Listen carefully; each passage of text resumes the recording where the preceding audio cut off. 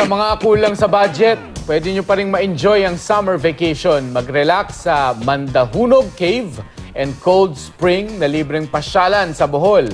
Tahimik at relaxing din sa Malaparaisong Mountain Resort sa Negros Oriental. Yan ang tampok sa ating Pasyal Pilipinas.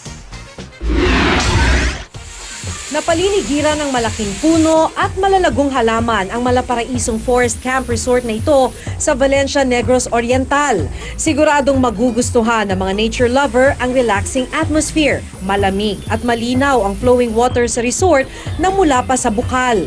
Bukod sa tanawin, binabalik-balikan ang nakatatakam na pagkain gaya ng pinaupong manok. Ang panghimagas na manghalo-halo nakalagay sa biniyak na sariwang buko. Nilagyan pa ito ng homemade ice cream.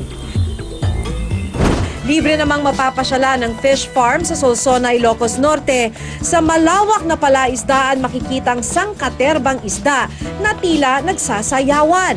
Tiyak na maaaliw ka rin sa pamimingwit.